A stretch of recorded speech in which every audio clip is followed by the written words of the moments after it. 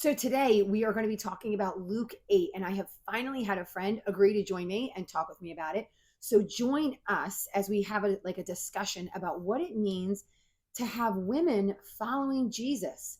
Why did it matter? These are always my questions to ask every day. Why did it matter? What did it look like? How did other people react to it? And then how does that affect us today? How does that show us that Jesus was something special and unique and worthy to be loved and followed? I will see you guys in a minute.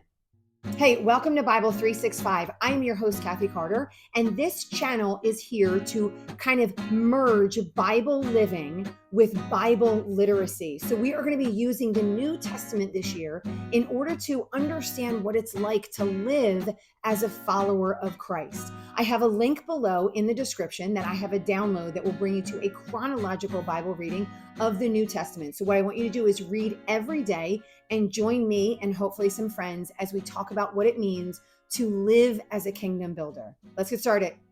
Okay. So we are in Luke 8 today, and so we're reading from Luke 8. This might be a part one of two-parters or even three-parters. We'll see how that goes. But I am really excited because I have my friend with me today. I am Jen.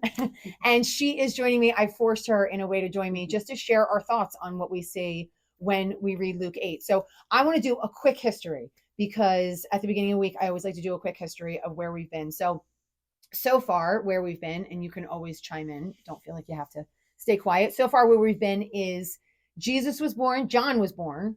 John the Baptist, that I like to rename as John the Herald, was born, and Jesus was born. John grew up in the wilderness, and then he came out of the wilderness, and he was the herald. He told about the one that is to come, which was Jesus. And so Jesus came, Jesus got baptized at the river with a whole bunch of other people that were getting baptized. So he cleansed himself. The idea that John left was this idea of repentance. So telling the nation of Israel to turn away from the sin that they were currently in, which was turning away from God, and to turn towards God. And then this was going to be the guy, this was the Messiah that was sent.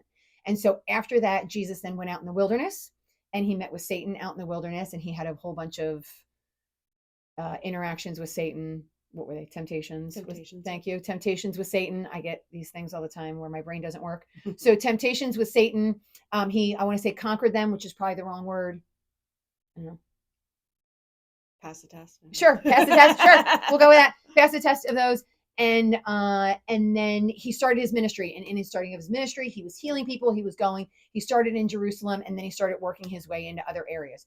So that is where we're finding ourselves today. We are in, it said, soon afterwards, he began going around from one city and village to another, proclaiming and preaching the kingdom of God, and the 12 were with him. So at this point, we find Jesus is kind of wandering from town to town, and he's got his disciples with him. So is there anything in here that you looked at and that you noticed, like in this first section where he has the women, and then I don't want to move into parable of soils yet, but is there anything that you noticed in this first little section with the women? This way we're rolling, just kind of going section to section. What do you think about the fact that he had women with him? Well, interesting, right? During the time, their women were not considered to be equal. So the fact that he was including them shows how much he was trying to give grace to everyone, and which I'm sure infuriated the leaders, because already he was hanging around the less thans, right, the infirmed, and the undesirables. So, and I would imagine that women and children were considered part of that group. So it's a super interesting point you make, because what I do think that is fascinating about him is he didn't look like what he was supposed to look like. Right. So if we go back, and anyone who's been reading with me or done this stuff with me in the past, if we go back to the Old Testament, Jesus, the Messiah that was to come, would have looked a certain way to them, right? Like he would have been this, and we're going to see in a little bit with John, he would have looked like this, like they thought he was like a lion coming in. And I want to say he was like another David that was supposed to come in.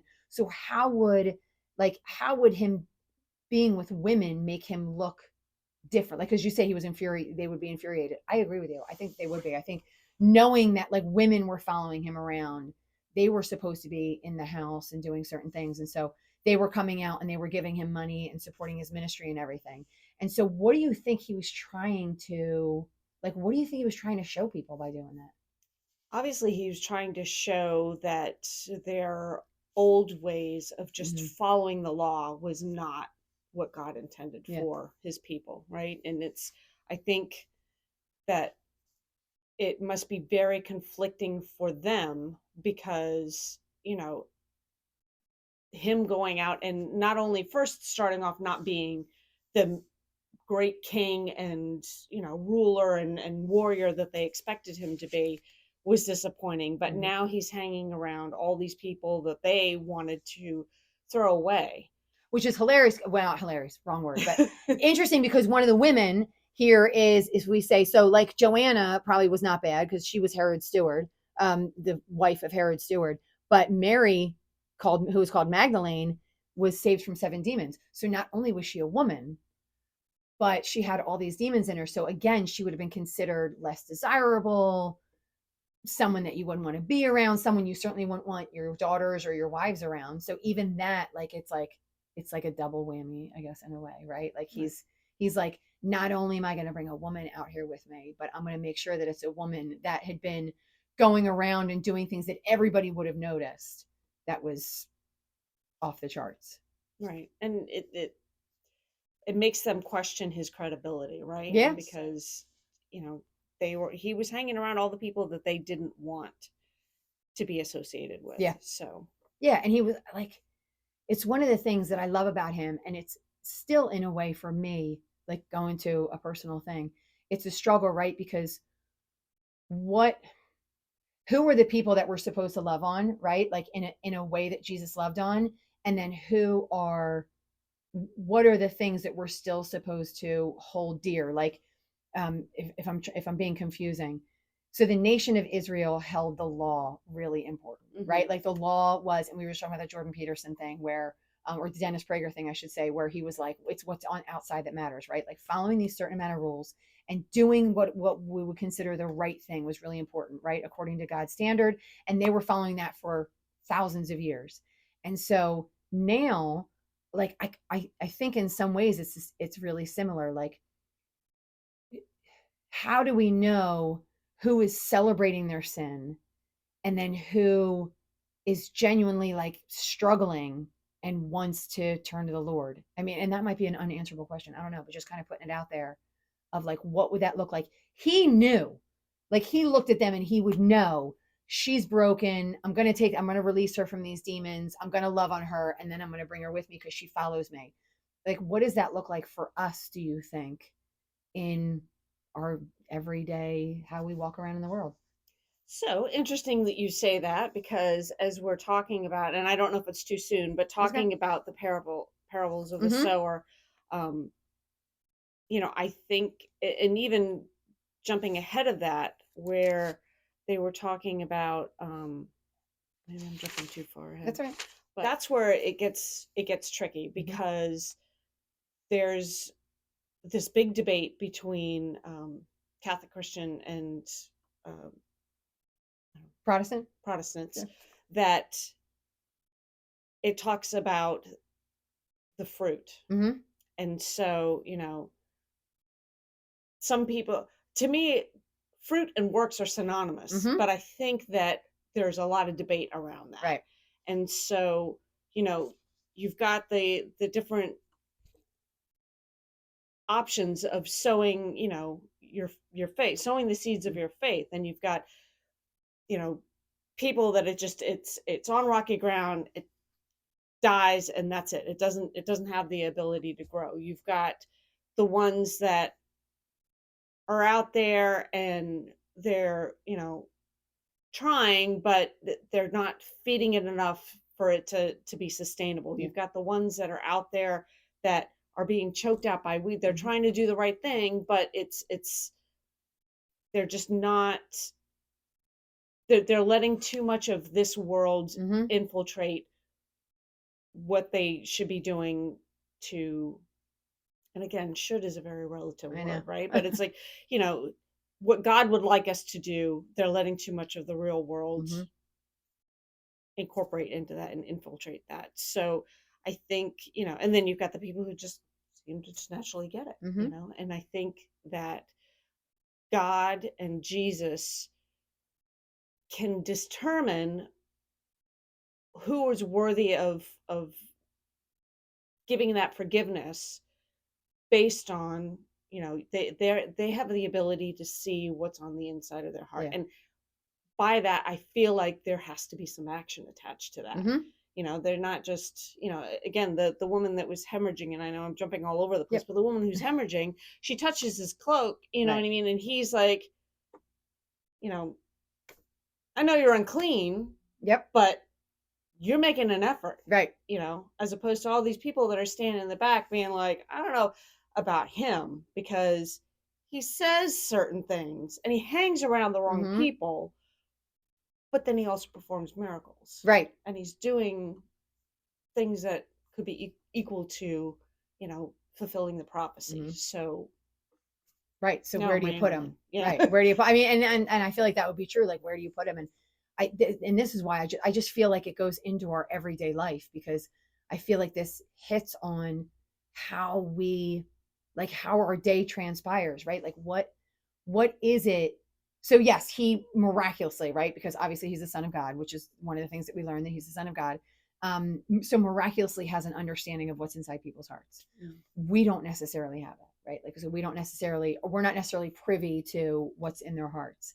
And so, but what he calls us to do, I think, in showing this, I think in like showing and back to the women, but also going into that parable of soils, is he shows us like, so he shows us compassion by saying these are the women, these are the ones that are healed, and so I'm letting them follow me. And then he shows us, like, in literal ways, the parable of soils. And like, the one thing I wanted to note, because in you saying that, it says so going into that parable of the soils, the sower lays everything. Mm. And in verse 9 and 10, it says his disciples began questioning him as to what this parable meant. And he said, to you it has been granted to know the mysteries of the kingdom of God, but to the rest it's in parables. And so I think that there was something particular that he saw in the 12, right? That he gave them, he granted them this knowledge to understand more of what the soils meant. And like, in talking about our day to day thing, what was it in them, right? Like, what would you say, going back maybe to that idea of works? Like, what is it that you see in people? Let's say someone doesn't believe, right? Like, let's say there's somebody that doesn't believe, and like, how do I know what I can or can't say to them? Like, how do I know that this could be profitable soil, so to speak? Like, and thinking about when you go to work or when you go to the gym or when you go to, like, whatever, like, can you do you think when you look at someone you can see if it is or is not profitable soil, or does it not matter to you? You just So you're talking about an example of how you treat the person, or about preaching the word? Not preaching, but you know what I mean, evangelizing, or I'm gonna say yes. No, I didn't mean it that way. I didn't mean yes to both. yes, but But yes, but I'm gonna say more the second, like, more in because I think we're supposed to treat everyone with compassion and kindness and good, generous, like all those kind of things. But in maybe in speaking more of the word, like sowing the seed. right. So I think that in one of the, and I'm not as well versed as Kathy in the ins and outs of the Bible, but in one of the passages it talks about, if you go to the door and you knock Mhm. and they let you in, then you're good. And Yeah. if they don't let you in, then you keep moving. And there are several instances where you can start that conversation and you can instantly see whether it's by the tone of their voice, by body language, by the way that they Yeah. engage in that conversation, they're not into it. They're out. And so you step away and be like, okay, Yeah. I'm going to talk about something else. Some of the people you can kind of get a glimpse that maybe I'm interested, and that's where you need to tread lightly, because I think, again, not to be, we don't have the power of Jesus to be like, okay, I'm just going to Right. keep on plugging on and it doesn't matter whether you think that, I'm true or not. You know, I think that for us it's harder to spread that message. And so, and I think, the real way to be a witness is through your life, Yeah. again, through your actions. It's by the Yeah. fruit, right? So I think that it's Do you interesting. think, just interrupting, Mm. do you think the idea of sowing the seed is action or is word or is yes? You know, and you can say any realm of the above because it just made me think of that.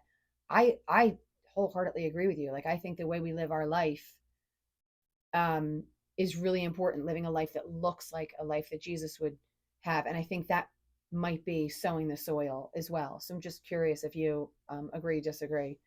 Like, do you think when he says sowing the soil, it means I'm going to go out to that person and tell them about Jesus and then that person and tell them about Jesus? Or do you think it's a way that your whole life encompasses Jesus, that you are always sowing seed?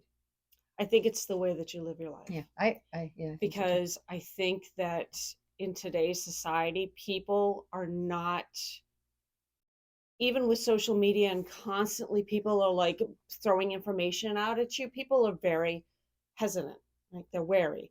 And they're Hmm. also, We don't believe anything is true anymore. no, and I we're, don't either, by the way. I want to be honest. Like, I have so much trouble. Like, I listen to anything, and we're in a hot political season, and I am so careful about what I listen to. And I hear a word, and I go, nope, that's not. They use that word on purpose. That's mm. not the right word. And so I am very cynical as well. Like I've always been cynical, but we're also Gen X, and Gen X is highly cynical. So, um, Yeah, yeah, we yeah. come from that background.